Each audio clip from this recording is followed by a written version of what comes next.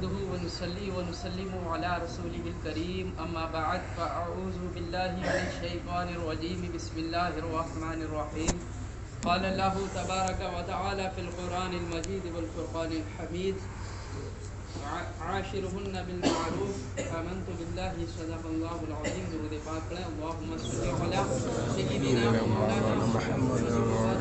صلى عليه الصلاة والسلام عليك يا رسول الله صلی اللہ تعالی علیہ وسلم۔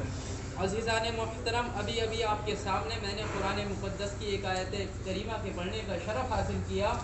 ہمارا اور آپ کا پروردگار قرآن پاک میں ارشاد فرماتا ہے وَعَاشِرُهُنَّ بِالْمَعْرُوفِ، اور عورتوں کے ساتھ اچھا برتاؤ کرو،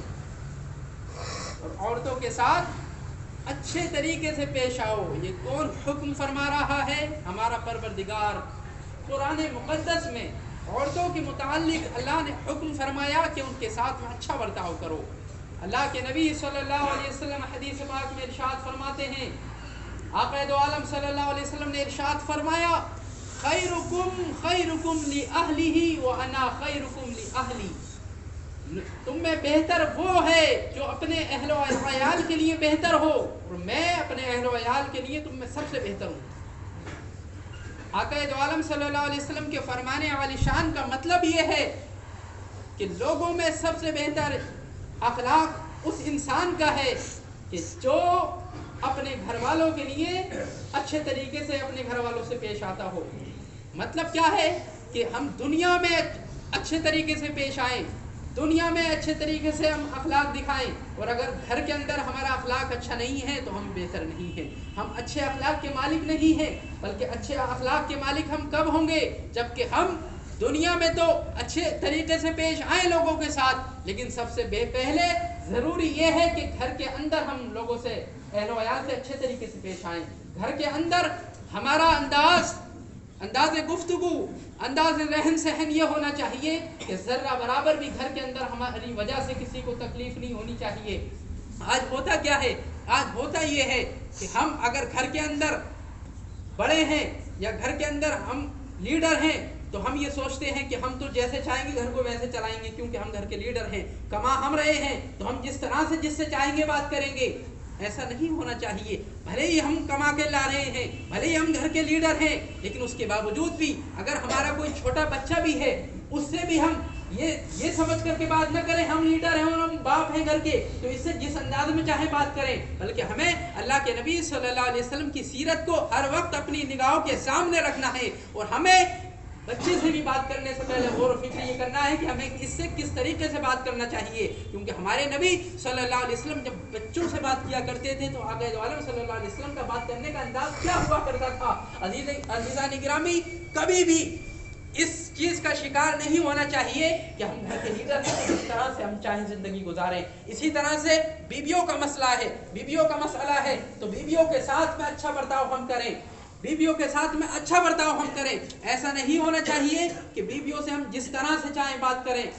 غصے میں بات کریں، غلط طریقے سے بات کریں، گالیاں دیں، یہ نہیں ہونا چاہیے۔ بلکہ انداز کیا ہونا چاہیے؟ آقا دو عالم صلی اللہ علیہ وسلم کا گھر کے اندر کیا انداز ہوا کرتا تھا؟ اپنی ازواج مطہرات کے درمیان حضرت عائشہ صدیقہ رضی اللہ تعالیٰ عنہ بیان فرماتی ہیں کہ اللہ کے نبی صلی اللہ علیہ وسلم مجھ سے اس قدر محبت فرمایا کرتے تھے، اس قدر محبت فرمایا کرتے تھے، آقا دو عالم کی محبت فرمانے کا انداز یہ تھا، اور اس قدر آپ اپنی ازواج مطہرات سے محبت فرمایا کرتے تھے۔ حضرت عائشہ صدیقہ بیان فرماتی ہے کہ